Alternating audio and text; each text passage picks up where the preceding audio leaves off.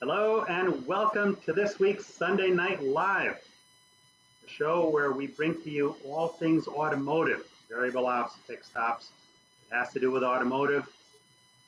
I get the people to come on here and talk about it because there are a lot of pieces to our business and all of the pieces tied together. And what I've learned over time is that while each person knows their piece, it is rare for everybody to know the other person's piece and how it interacts. And the better things interact, the better your business runs. So tonight I am honored and extremely happy to have with us Jay Goninen, the founder and president of Find a Wrench. Now, some of you know him, some of you don't. So Jay, why don't you tell us a little bit about you for the few folks that may not know you. Yeah, well, thanks for having me on tonight. I appreciate it. And I've caught some of your other ones. Just such a cool show. My background was all primarily coming from in a small automotive shop in small town Wisconsin, right? So my dad still actually operates that shop today. And really, I guess that's where I got my love for the industry was growing up in that shop. So as I got out into industry, worked from manufacturer side in the construction equipment side. So I left the car business and went to more of that construction equipment, and then came back and ran the aftermarket. So kind of a fixed ops director role for an 8-store John Deere and Bobcat dealership. So there's a lot of similarities between all of them, but that's kind of my background prior to starting Find a Wrench was all within the industry, not recruiting. I didn't know anything about recruiting other than that I had a really tough time finding these people, and we needed to do something different. I was sick of looking for people on Saturday night, going through resumes, trying to get a hold of people. So as I started talking to my buddies in the industry, they all had the same need that I did, and so we started Find a Wrench. And actually, Find a Wrench, the name itself stems from when I was a kid, and my dad used to say, "I can't find a damn wrench anywhere," and so he's obviously referring to a tech. And so yeah, we started Find a Wrench about 3.5 years ago. We grew pretty quickly, honestly, probably too quickly in some regards. So going through the growing pains of a startup were always interesting, and then it just got to the point. We're up to a team of about 30 people right now. And wow. We grew quickly, so it was fun. That's amazing. I mean, 3 years to go to 30 people. That's Yeah, impressive. yeah. There's a definite need, right? And I think that was when you first start something like that, where there was no blueprint to doing it. There's no I had no recruiting experience. I just knew there was a need, right? And so hiring the right people, we're lucky. I mean, we've got an amazing staff of really, really talented people. And so, yeah, it grew quickly. Now, let me just explain something to you about your last statement there. You were lucky. Good luck is the result of good planning. So Yeah. some of it is luck, some of it is timing, but the other part is all you and your team. Yeah.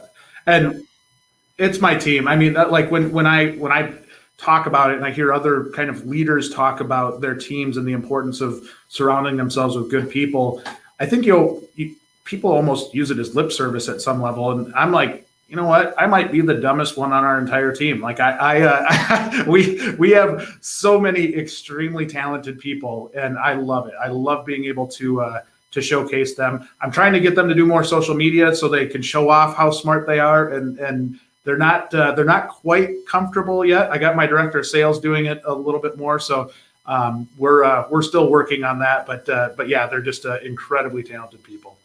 So if you need help with video, you have my number. So just have them call me. I'm happy to walk them through it. I might take you up on that. So we got a couple of comments coming in. John Frazier says, "Hey fellas, from 30,000 feet." Oh, he's in the air on his way to Atlanta. Oh yeah. We got Orlando Spencer. Hi, Paul. Sweet beard. COVID beard. I just kind of let it go, I can't pull that off. Like your beard is. I've just got the scruff because I can't pull that off. You nailed the look. I can't do that. Listen, this is since March 15th. Okay, so wow, it happened overnight. And even since March 15th, there's not a lot there, but it's getting there. So Orlando says, sweet beard. Kenneth, hello, Paul with the cotton candy beard. Ed Roberts, hello, gentlemen. David Munford, hello, guys. David is going to make an announcement soon. Can't tell you what it is, but he will tell you what it is when it's ready to announce. So we're looking forward to that. Kenneth says, David Munford, Mr. Red Glasses Man. Terry Torline, I'm not sure if I botched your name or not, but sorry. Good evening, gentlemen. Looking forward to a great show. Awesome. All right, so welcome, guys. So we're going to cover a lot of things here. So thank you for that introduction. So that lets everybody know a little bit more about the J guide if they see online. Yeah. It's funny. Your dad says, look for the wrench. Back in the day, my father taught me how to work on cars. And the funny thing was, as I learned the repairs, he forgot the repairs. So he shifted his fixing of our family cars to me, because all of a sudden he conveniently forgot everything that he taught me. There's a reason he taught you. Yes. Yeah. Back in the day when we used to actually rebuild starter motors, Bendix drive, the brushes, rebuild alternators. Now you don't do that anymore. You need an alternator, and parts guy gives you a swapped out unit, and it's a whole different world here. Oh, and Mike Vogel says, hi, Jay and Paul. Hey, Mike. What Jay is doing. Thank you, Mike. Loves what you're doing, man. Yeah, it's I see some familiar faces in our comments here, and the success that we've had as a company wouldn't have been possible without all of you. I mean, and I don't say that as just lip service. I truly mean like the networking that we've all kind of really gotten into our own little type of family. I think where it's fun, and it's fun to see the success of David and Ed and Mike and John. I mean, it's awesome to see that. It's that's what this thing is all about, is the people, and we got a lot of really good people out here tonight. Now, what's been interesting about the business is all along, for as many years as I've been in the business, the same battle cry has been, I can't get enough techs, I can't find enough techs. And then come COVID, and then bam. So the techs, a lot of techs, just by virtue of a dealership, it boils down to mathematics, right? Yeah. You can't afford to keep everybody. Some stores can, but some stores can't. And that's not through anybody's fault. You do what's best for survival of your store. So some stores did things maybe they didn't want to do, but it was either that or close the doors. So a lot of techs got laid off. And in the few months that these guys have been sitting around the house, I hate to say it, but I'm thinking some of them may have decided that, hey, you know what? I don't need to bust my butt like this anymore. Maybe they don't want to go back, or maybe they don't want to go back to their store. And now dealers are thinking, there's all kinds of techs. So however many techs they need, they're thinking there are. But I guess what people don't realize is that there aren't enough techs to fill all of the opening jobs. So maybe you can elaborate on that a little bit. Yeah, I think that's the one thing, and Ed's done it as good as anybody in terms of raising his own. And we need more of that. Even coming from a recruiting side here with Find a Wrench, we can use all the help we can get. And I think one of the biggest issues that I see with dealerships is not having that general understanding that there just are not enough people to fill all the open positions. And you go anywhere, you go to any city, and I think I just did. We looked up Milwaukee, Wisconsin. We were talking with a dealership out there that signed up, and there was over 190 different openings.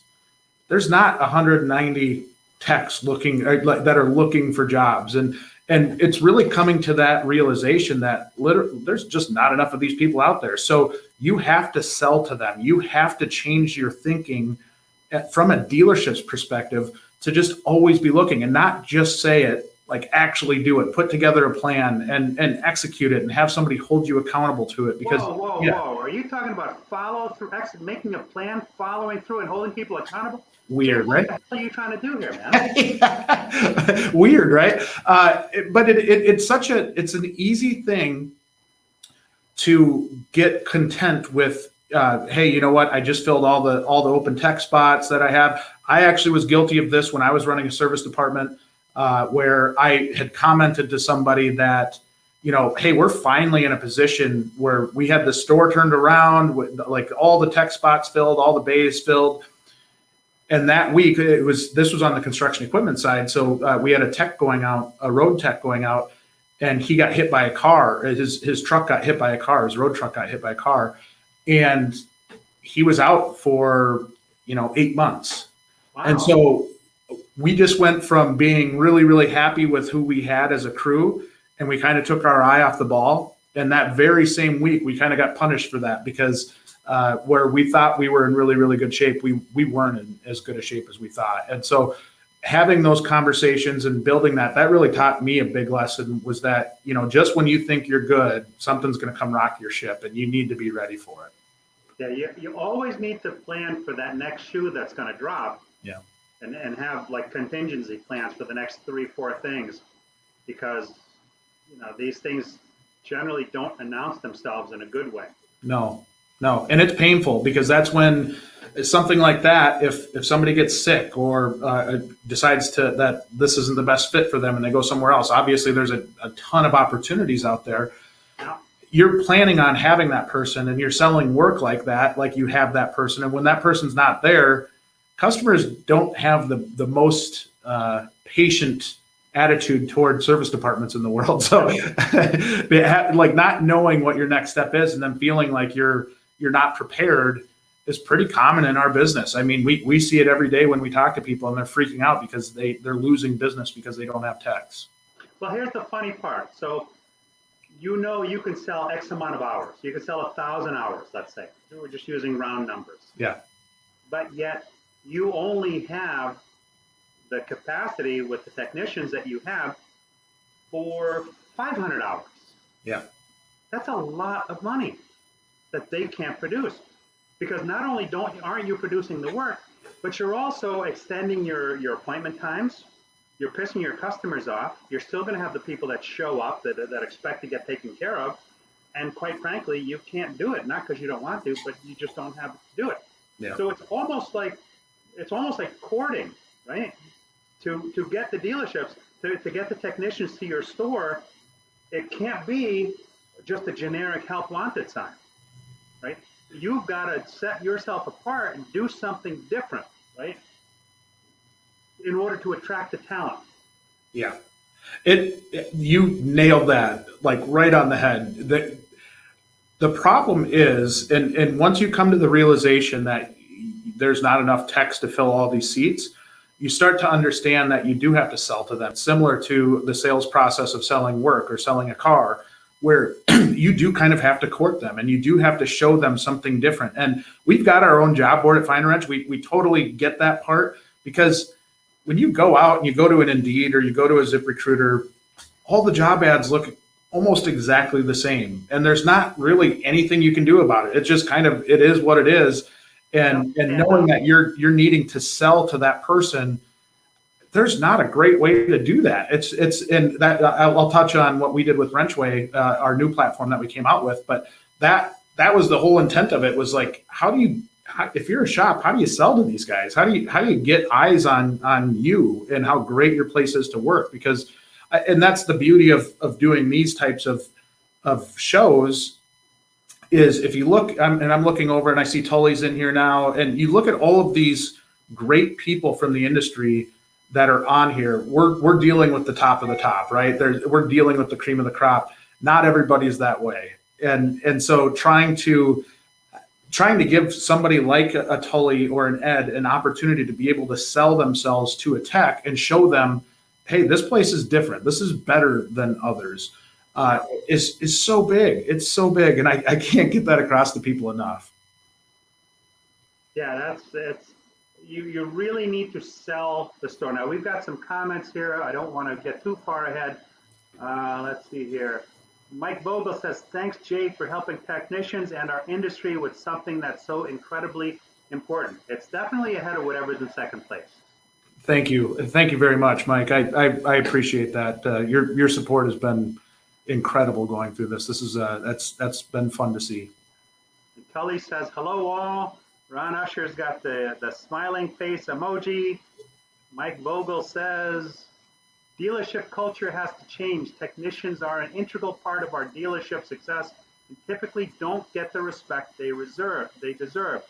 They also aren't shown / given a solid career path showing the dealership's vision for them and their success. you've got to paint the picture of where they are, where you are, how they fit into your plan, what they bring to the table, and what's going to unfold, and where are they going once they get to you? Where are they going from there? What's the end game?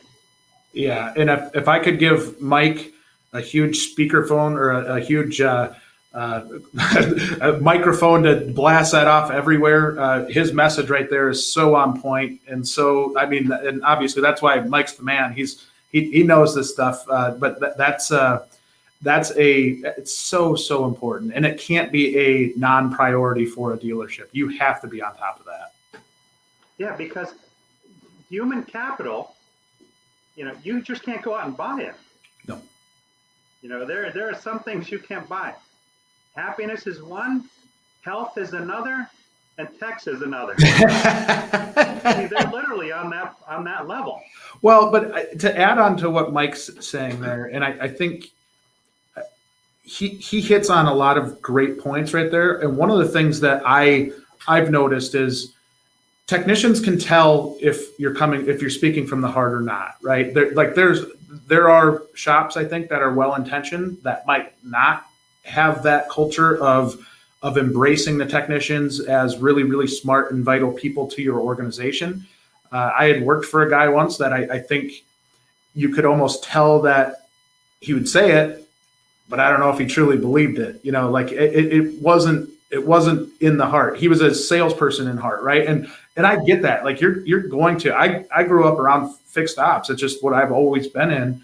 Whereas I'm very passionate about that. I'm not as passionate about sales and selling a car, right? I just don't know enough about it. And I think there's some dealership principals or fixed ops, not fixed ops directors. They all love fixed ops too, but more of that executive level owner that might not totally get that part, right?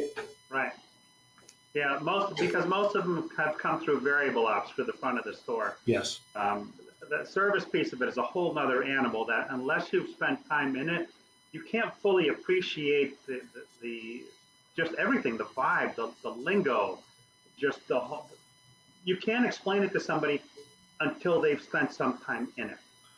Well, how smart a tech is, right? Like when you see a talented tech go through and diagnose some crazy issue on a car, it just blows your mind how smart these people are, right? Like that, it's a whole different level than it ever has been. And I even argue back to the 80s or 70s when cars were simpler.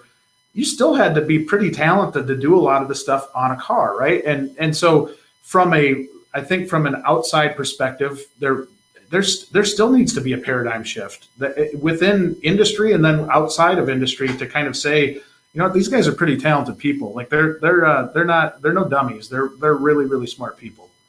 Yeah, and not every place has really good techs. We have a Crossfire Roadster. It's a little convertible two-seater thing. It was a joint venture between Chrysler and Daimler-Benz. Right? It's like 60% Benz, 40% Chrysler. And so the airbag light came on. Turns out it's some major component of the system that needs to be replaced. But it's not just replacing the part, it's also programming the part. All right. This past Wednesday, our car's been in the shop for 3 weeks. Right? It's summertime. 3 weeks. So they're not all created equal. No, that's a loaded. There's a lot to unpack there because you're spot on, and that's the other piece of it too. Is as an industry, we tend to treat technicians as they're all in one big boat, right? Like that they're all one person, and they all have different personalities and they have different. I mean, they're all unique and different skill sets. Yeah, different skill sets. Yet we still kind of regard them all kind of the same, right? I mean, that's a problem to me. I think that's something that's got to change. And I know Ed's on the call. Ed Roberts is on the video tonight, or I saw him in the comments, and he does it better than anybody. I mean, his respect level for his techs comes through as genuine, and that he really cares about them, and that doesn't happen everywhere. Yeah. So we've got a couple of comments. So we had a great comment from Mike Vogel. Ron Usher says, thumbs up emoji. Dan Stedham, good Sunday evening, Paul and Jay. Dan. John Frazier says, Mike Vogel, you're right. They can just be guys behind the curtains. They must be included in the vision of the department. Even though they typically don't interact with the customer, need to be made aware of the impact that they have on the customer and the success of the dealership. They should get just as much credit for the success of the department as any other position. Yeah, because without the techs, you have nothing. No. Nothing. No. And I wrote a blog about this a while back, but when you can truly turn it into kind of like a sports team where the techs are your players, like that, those are the people, those, if you're watching a basketball game, nothing happens without the players, right? And it's very similar to a service department. And once a fixed ops director or service manager really looks at, hey, you know what, I'm the coach, and a general manager looks at it from the standpoint of it's strategic and what players I get out there is really, really important. It kind of changes the mentality a little bit. And there's a lot of shops that are worried. I mean, I've talked to shops that are terrified of putting pictures and names of their techs out for people to see because they're afraid shops are going to come poach them. I'm like, you're thinking of the wrong thing. Think about how to make their lives better, and then you won't have to worry about that. If I'm a shop owner, I'm proud. You know, I'll blast my roster out, if you will, everywhere because I want them to be seen and I want them to get the respect that they deserve. I think it was Ron Usher that said that when they finish with a car, I think the tech puts a card in the car. I mean, that's brilliant. And there was another, I forget the guy's name. He had a post on LinkedIn recently. This was about how to groom a general manager, and people were always afraid that if the general manager comes in and he brings his own crew in, when he leaves, he's going to take all those people with him. And my comment on that thread was, that's the wrong mentality. You've already given up the game before you've started. If you spend the time to properly hire and train and develop the type of culture where these people don't want to leave, then that's nothing you have to worry about. So when you put your techs out there, and I'm a big proponent for that, I'm one for get the techs on camera. Yeah. We want to see the techs on camera. It's almost like a reality show today with the techs working on the customers' cars. People have the customers have a tremendous amount of respect for the technicians because they realize these guys are really smart. These are computers that they're working on every day. Yeah, it is so true. And we work with a big group up in the Northeast, probably not far from you, Paul, and they are great. They're maybe one of the best at doing that, of putting their techs out. So if they do a TV commercial, their technicians are on the commercial. They do a talk show similar to what we're doing here. And so he'll go interview a tech per week, like the guy that owns the whole place goes and does a interview per week on video for content. And they're building trust with customers too, right? When people get to see that face behind what's going on, I don't know, if I'm a customer, I probably like that a lot, you know? Yeah. When I ran my aftermarket shops, the customers knew my technicians, even too much so. They were in the bays with the technicians talking to them while they were working on the cars. I mean, it was a different time, but nonetheless, the type of rapport that we had, you know, we were doing all kinds of stuff. We got a couple of comments coming in here. Ed Roberts says, techs also help us sell cars. Most dealerships don't look at that side of it, but a certain percentage of our service customers buy another vehicle while their cars is being serviced. Absolutely. Technicians create leads. Yes. A customer that goes through the service cycle at your store is 5 times more likely to buy their next car from you, even if the one you're servicing today came from a shop an hour away. Wow. Yeah, that's huge. So we've got to set the bar, right, as to how the techs are going to be treated in the store. Now, on the tech thing on camera, just for the record, I have reached out to a number of techs to come on this show. Some of them, I'm not going to mention any names, declined because they don't want to be on camera. But it's very important. So I'm going to put something together. We're talking about putting together a conference for Wrenchway and Find Wrench, where we're basically, we want to give a voice to technicians. I think too often we're speaking on behalf of technicians because of that very point, right? They don't want to get on they don't want to get on camera, or they don't want to, it's uncomfortable. I'm trying to give them a platform to say, hey, listen, you don't speak for me. I want to say what I really think. And I want management to hear that, right? Like I want people to hear the real truth in a safe environment about, what a technician feels about flat rate versus hourly, or what a technician feels about their respect level, or what, I don't want to speak for them. I don't want to, I'm not, I don't want to speak out of turn to kind of get what's on their mind out there. I want them to do it. So yeah, I'm working on something very similar where I want to do that voice of technician, really allow them a safe platform to be able to kind of tell people directly in a non-threatening way, like, hey, listen, we love our job. I just wish this was a little bit different, or this was different, and just to kind of give them some level of ability to kind of speak with their mind a little bit. What's interesting is that we all have preconceived notions of things and situations at the store based on our history, what we've experienced, and what we know. I started in this business as a trainee tech, got promoted to shop foreman, store manager, ran several stores. So I know what it's like to skin your knuckles and bleed out into a parts tank because you're cleaning a cylinder head because that job's got to get done and you don't have time for the pain. I know that stuff, right? But too many times today, we suppose what technicians are thinking, when unless we've walked a mile in their shoes, we really don't know. And so your platform like that is going to be crucial, because it's always communication that does us good or does us in, right? Lack of communication is the root of all evil. It is. And honest communication too, right? I think too often we're afraid of ruffling feathers when really, let's get down to the core here. What can make this business more attractive for somebody to come into it?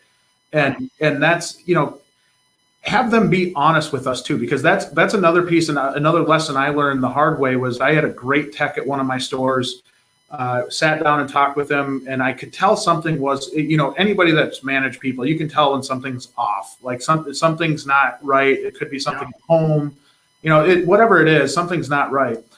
And I sat down with them and I said, listen, I'm concerned. I think there's some things that don't seem like they're going well for you, and you had been here for a long time. So why, what's going on? And just having kind of that man-to-man conversation. And what came out of it was, he said, no, everything's good. Everything's great. And I love it here, and, whatever. 2 weeks later, he comes in and says, yeah, I'm leaving for another dealership. I'm like, what? Like, we literally just talked about this, and I wanted to make sure I was taking care of you.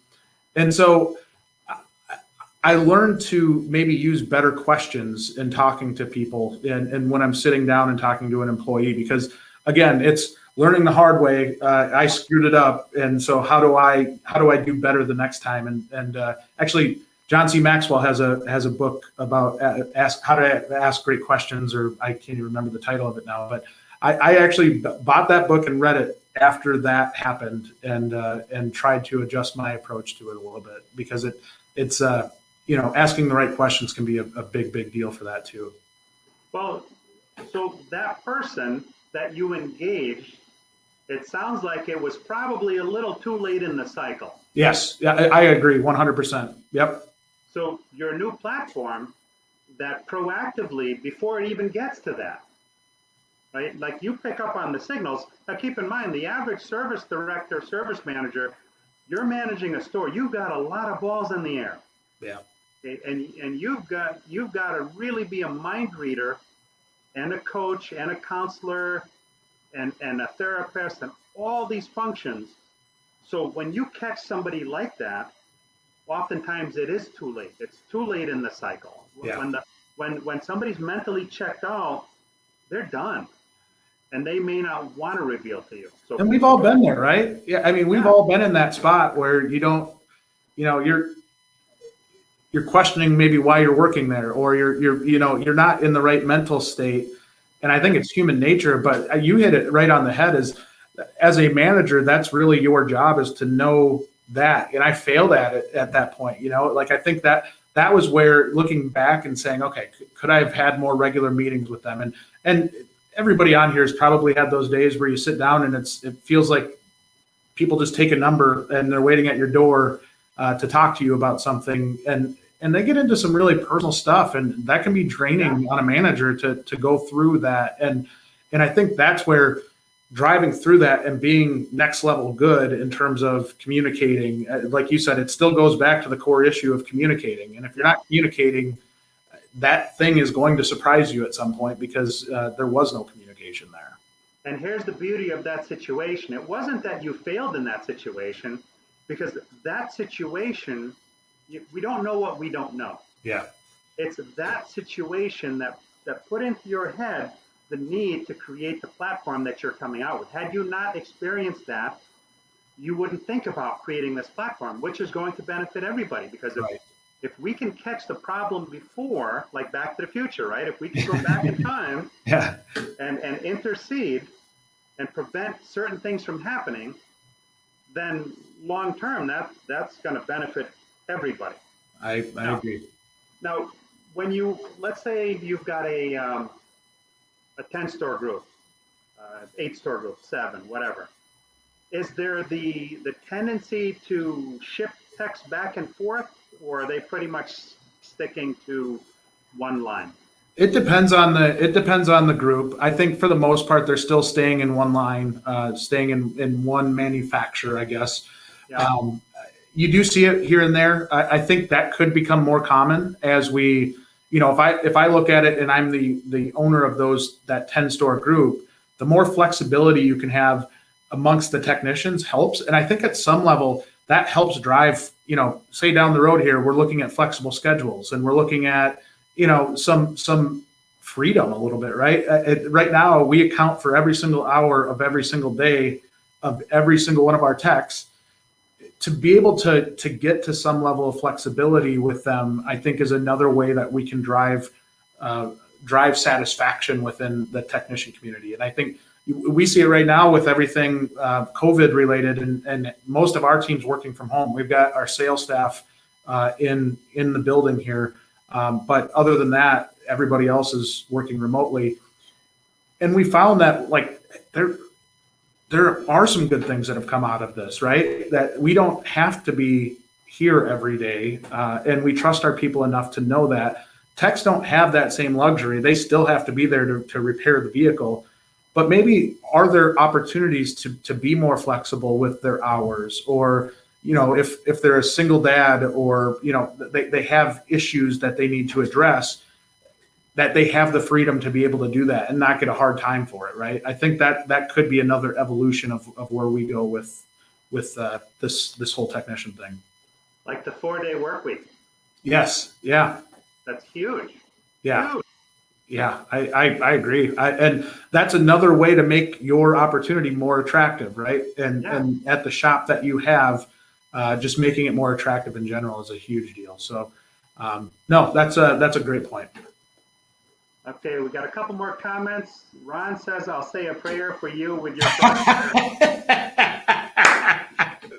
My wife's worst nightmare is that we're gonna get a call at the end of August that, hey, your car's all set now.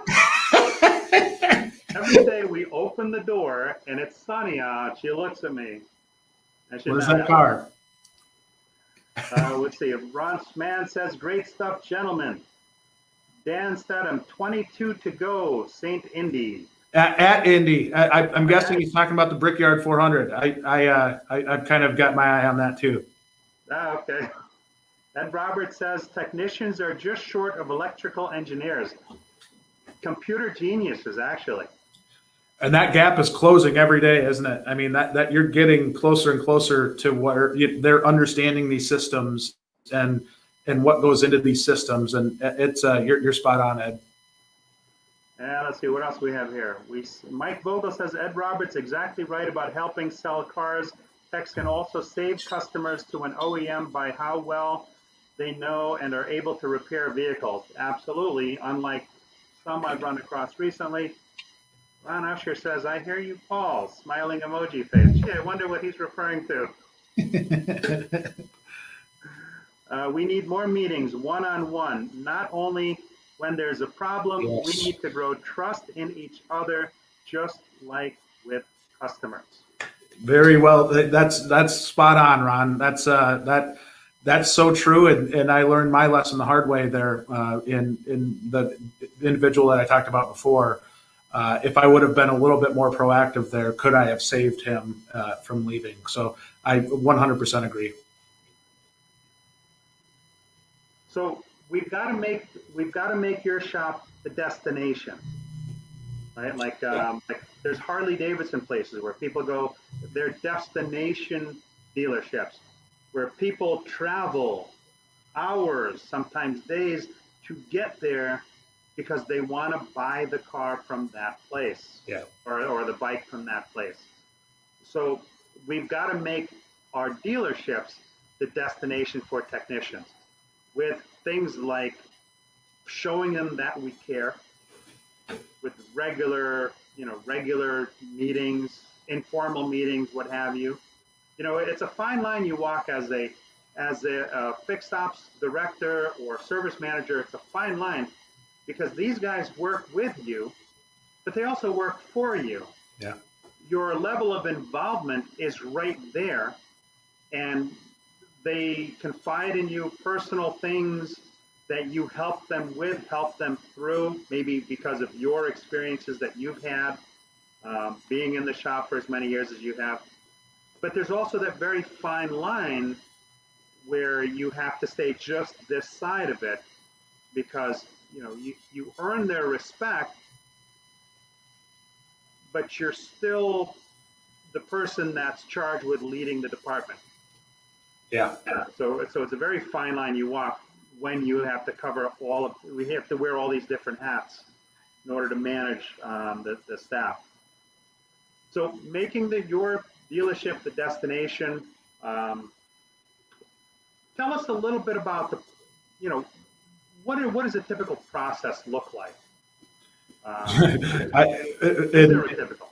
So for like if a dealership's you're talking in terms of how they're hiring or I think some of you get a kick out of this when I say this, but their typical process is, oh crap, we don't have enough techs. Let's go find them. It's very, very reactive. Hey, call this guy. He was here last week. Yeah.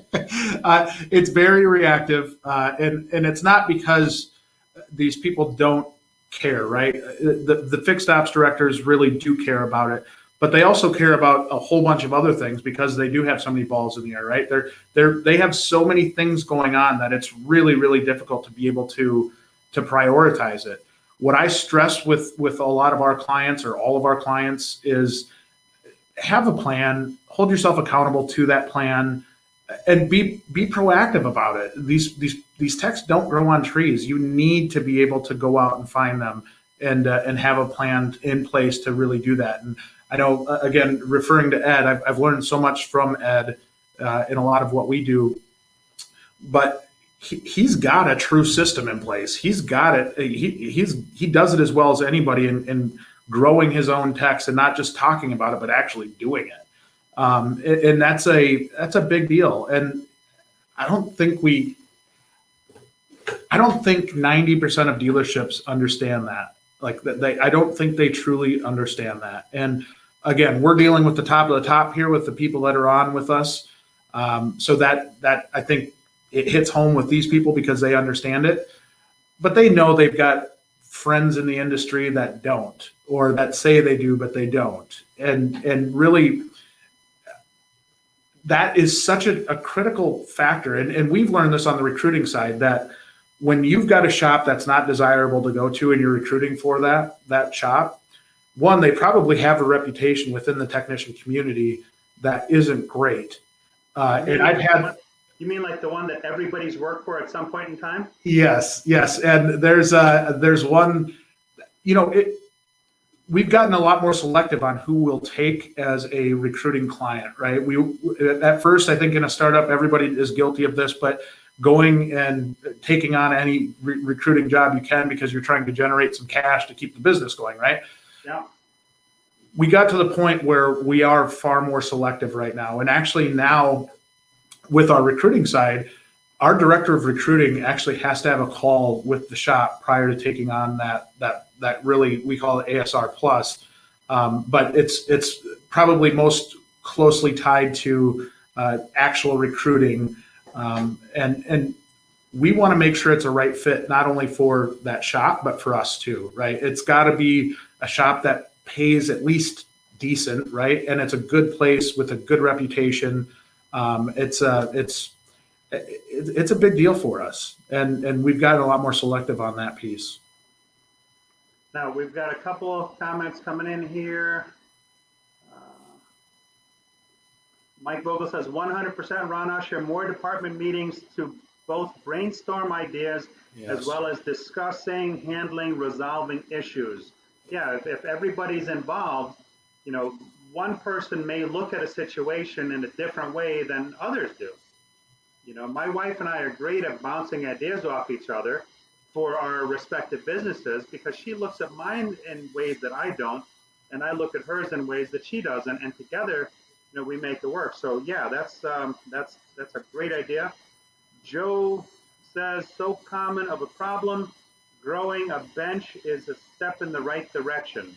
It's a long-term strategy. It's not oh shit, this guy just left, or oh shit, hey, did you realize that Ron's going to retire next month? Did you guys think about that? No, they didn't. And he told you 5 years ago that he was going to. Yeah, they don't think about that. I talked to a guy the other day. I was in a store the other day, and I said, listen, how long is this guy's going to work on? He works on the hard cars. Wow, that's great. He must be really good. Yes, he is. How long has he been with you? Oh, about 35 years. Have you groomed somebody to replace him when he retires? And the look I got was, what do you mean? Yeah. What do I mean? The guy's been turning wrenches for 35 years. He's not going to stay forever. And it's not the easiest job on your body. It's not. I mean, it's hard on your body. At some point, they have to retire. Like they're physically not able to anymore. Yeah, but the thought process isn't always there with a lot of stores. Yeah. No, I haven't thought about that. So it is a long-term strategy. So when guys like Ed, they groom people, that they grow through their quick lane and then into other departments or other roles. I mean, that is a long-term strategy. That's a long-term strategy for success, as opposed to what percentage of the stores would you say are reactionary? Is 90%? That might be conservative. Conservative.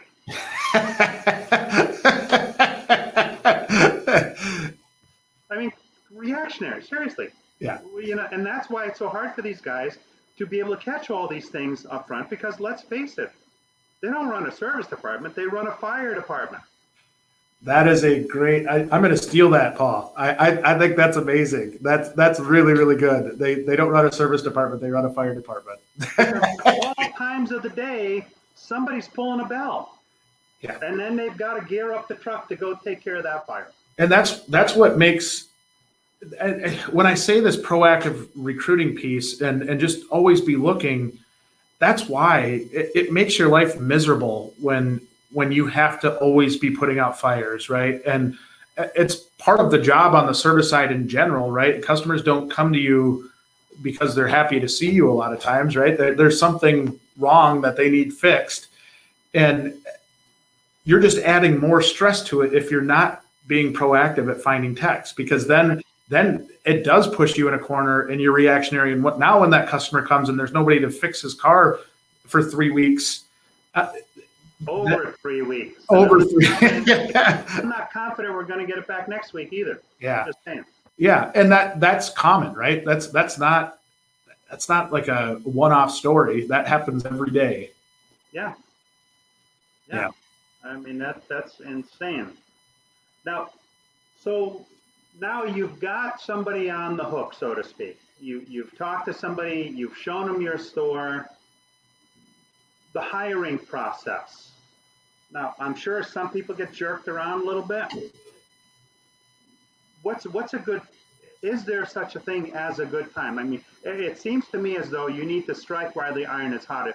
If the culture is one that the tech wants to be involved with, if the tech is one that is somebody that will fit well in that culture, I'm thinking, as long as we don't find the bodies and your tests come back clean, can you start Monday? And that's we see that everywhere, right? That's what's really happened. And I've got friends in the industry that they'll make an offer on the spot like that. And I get that. And I think there's people that are really good at that.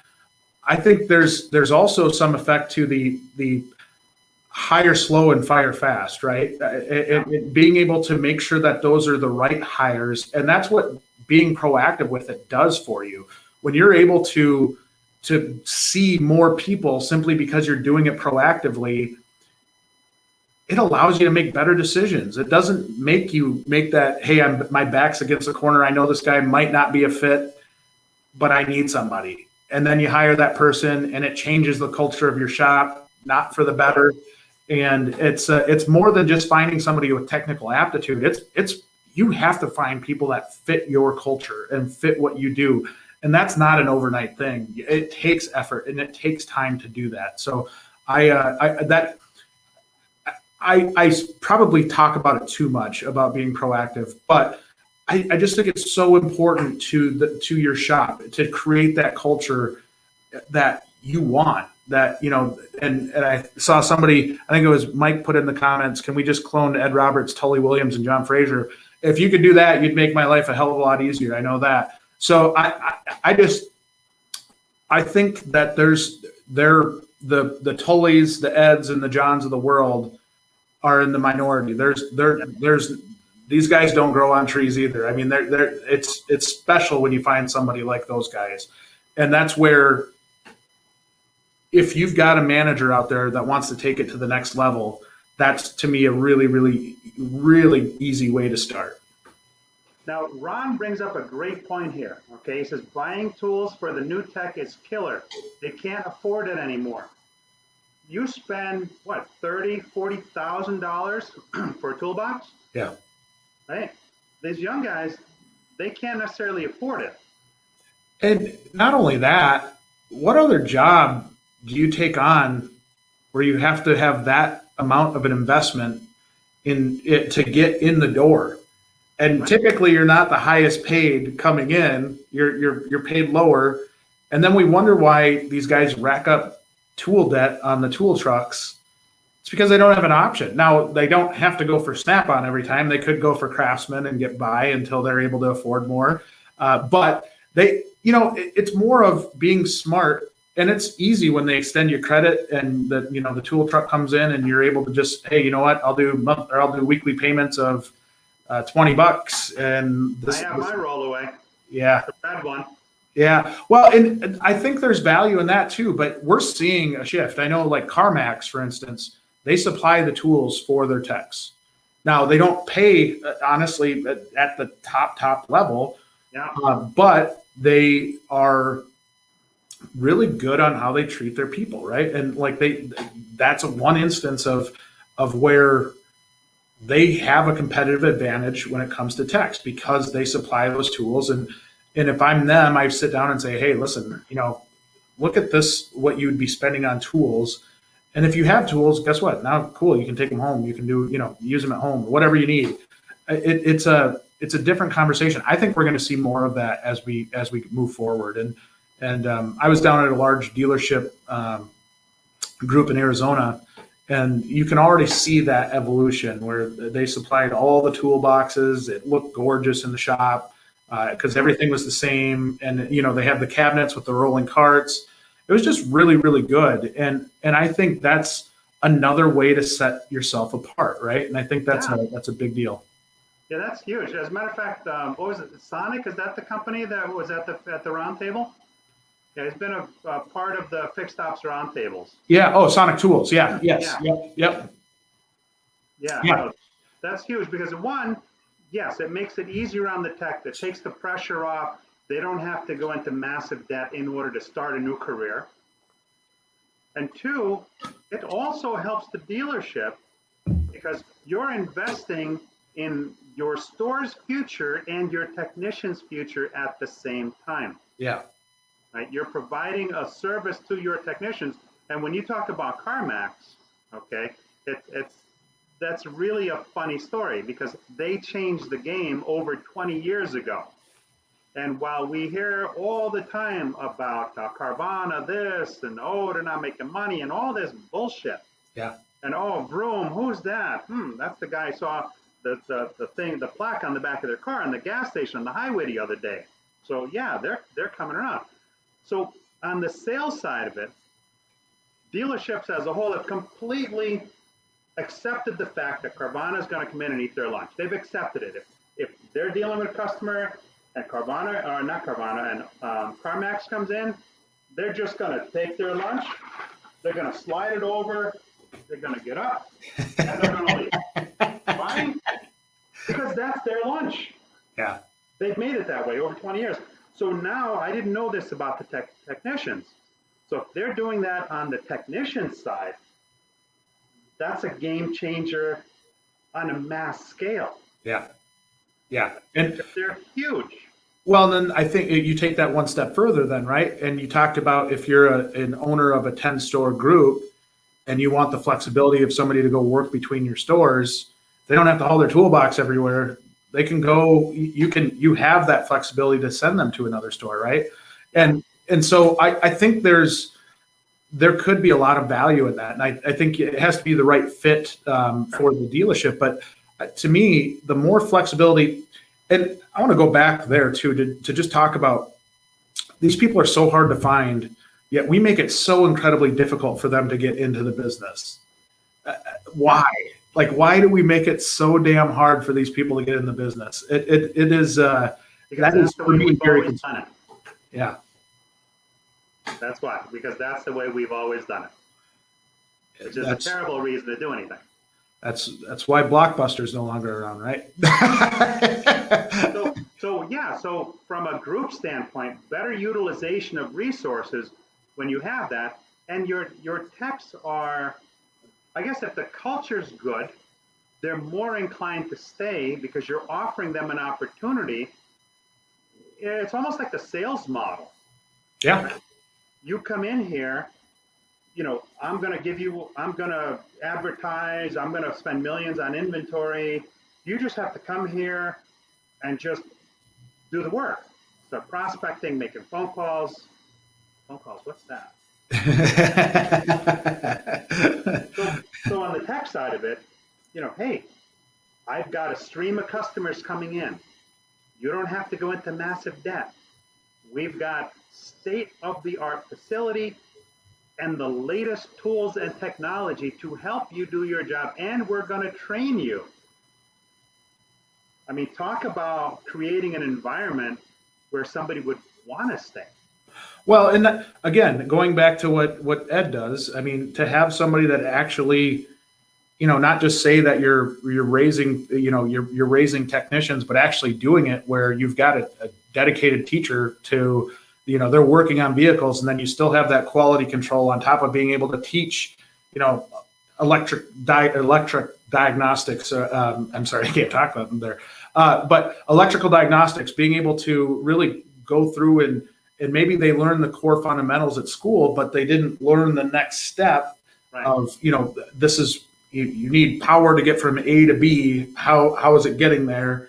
And being able to, critically think. That's such a vital piece. They learn the basics of the of electromechanical stuff.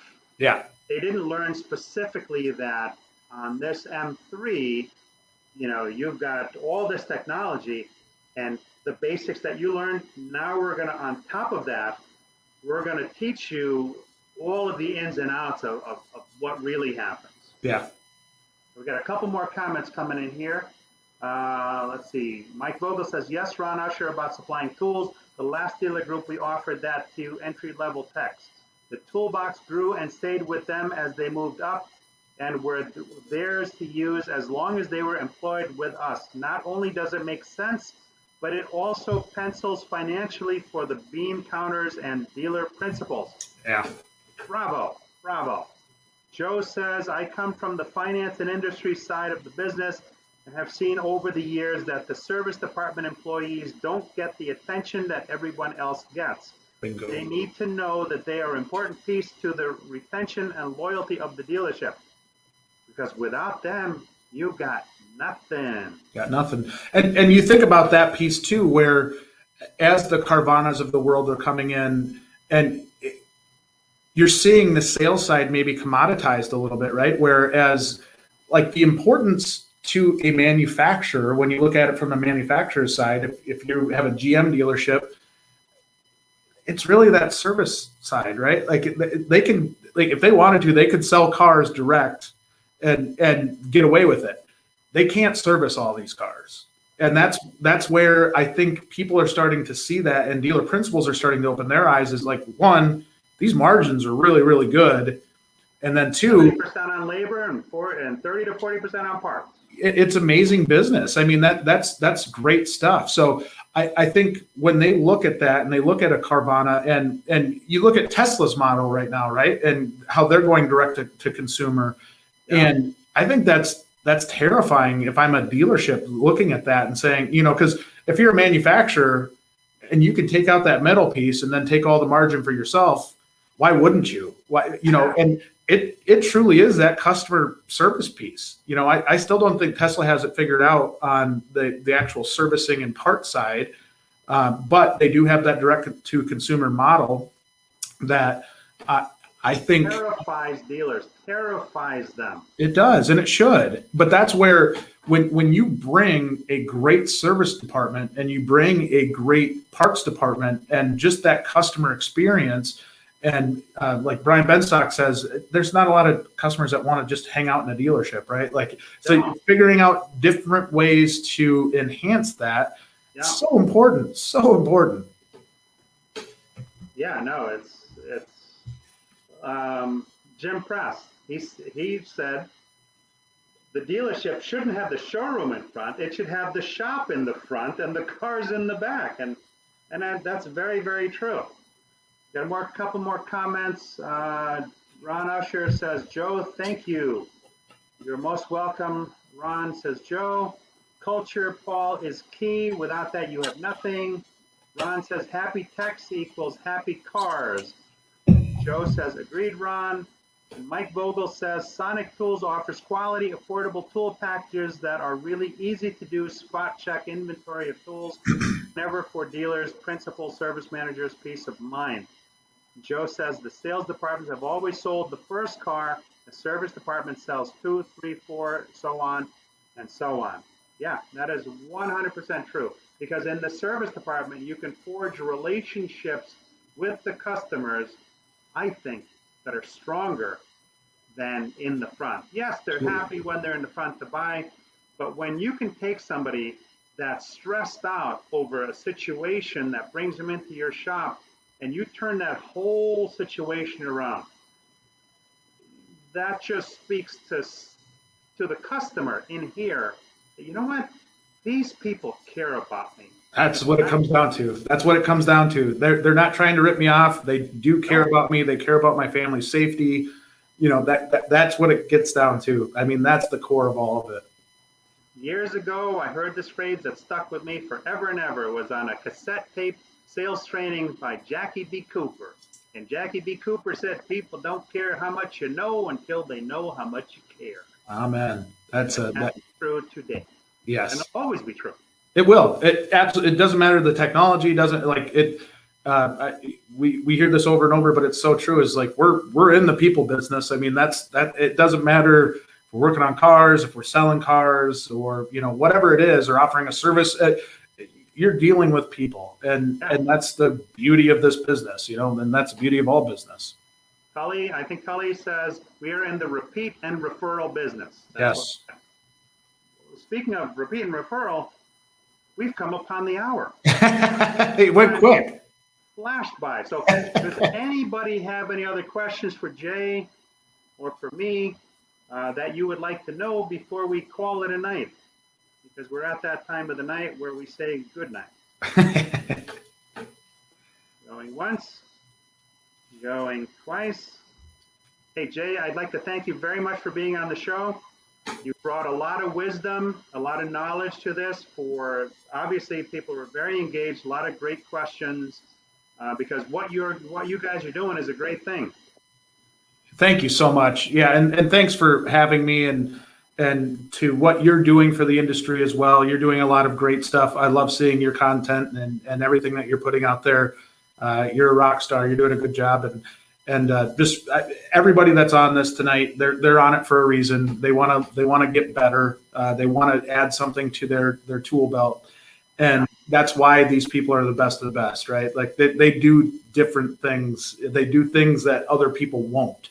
Right. And that's where they put themselves at the top. I mean, I see all these names, and it's a pretty impressive list of people here. Now, we've got a couple things that come in. Joe says, wow, Paul, Jackie B. Cooper was so smart. This truly is a relationship business. Steve says the auto sales industry predictably focuses on sales when we should be focused on delivering the whole experience before and after the sale. Technicians, service, and customer experience matter. Yes. It's the true differentiator, and Joe finishes it up with, thank you, Paul and Jay. So thank you, everybody, for being on the show. Remember, next week, Sunday Night Live is at 8 o'clock, and look forward to seeing you all there. Have a great rest of your weekend, which is almost over, and I wish you a successful week coming up ahead. And with that, I bid you adieu.